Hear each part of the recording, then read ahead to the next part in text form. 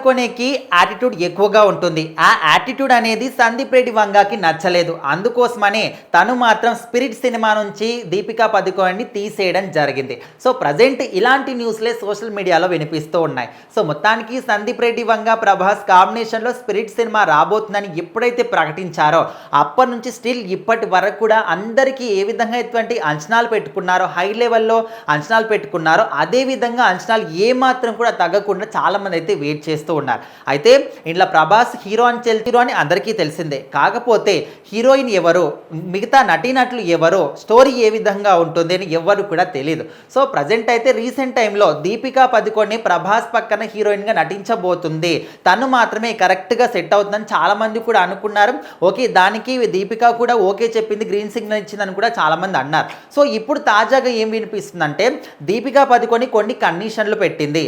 అదేవిధంగా ఆ కండిషన్లకి అంటే ఒక డైరెక్టర్ కానీ ప్రొడ్యూసర్ కానీ కండిషన్లు పెట్టాలి, కానీ హీరోయిన్ కండిషన్లు పెట్టడం ఏంటి అని అనే విధంగా సందీప్ రెడ్డి వంగకి మాత్రం నచ్చలేదంట. అదేవిధంగా దీపికా పదుకొనె చూపించే యాటిట్యూడ్ కూడా సందీప్ రెడ్డి వంగకి నచ్చలేదు. సో అందుకోసమని తను మాత్రం ఏ మాత్రం కూడా మొహమాట పడకుండా డైరెక్ట్గా తను తీసేయడం జరిగింది. సో ఇప్పుడు దీపికా పదుకొనె ప్లేస్లో ఈ వసంత్ని తీసుకుంటున్నట్టు సందీప్ రెడ్డి వంగ చెప్పాడు. సో ఈమె చేసినవి అడపదడప 2-3 సినిమాలు అయినప్పటికీ కూడా తనకు అనుకున్న రేంజ్లో ఆ సినిమాలు హిట్ కాకపోయినప్పటికీ కూడా తనకంటూ ఒక ప్రత్యేకమైనటువంటి కొంచెం క్రేజ్ మాత్రం ఖచ్చితంగా ఉంది. అయితే సందీప్ రెడ్డి వంగ ఎట్లా అంటే తనకు ఇంతకుముందు ఎలాంటి హిట్లు ఉన్నాయా లేదా, ఇదంతా కూడా పక్కన పెడితే ఆ మనిషికి టాలెంట్ ఉందా లేదా, తను నటించగలుగుతుందా లేదా, పర్ఫెక్ట్గా ఉందా లేదా, ఇది మాత్రమే చూస్తాడు. సో అందుకోసమని ప్రభాస్ పక్కన ఖచ్చితంగా ఈమె మాత్రం రుక్మిణి వసంత్ ఖచ్చితంగా సెట్ అవుతుంది, తను అద్భుతంగా నటించగలదని నమ్మకంతో తను మాత్రం సెలెక్ట్ చేసుకున్నట్టు తెలుస్తుంది. సో అదేవిధంగా ఇంకొక న్యూస్ ఏంటంటే ఇటు దీపికా పదుకొనె ఈ సినిమాకి 40 కోట్ల రెమ్యునరేషన్ అడిగిందంట.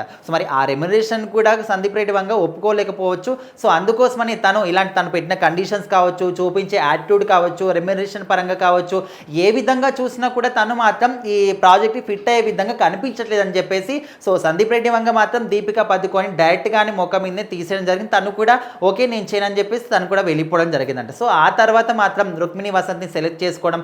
సో ఇప్పుడు మాత్రం స్పిరిట్లో ప్రభాస్ పక్కన నటించబోయేది రుక్మిణి వసంతే అని చాలా స్ట్రాంగ్గా వినిపిస్తుంది.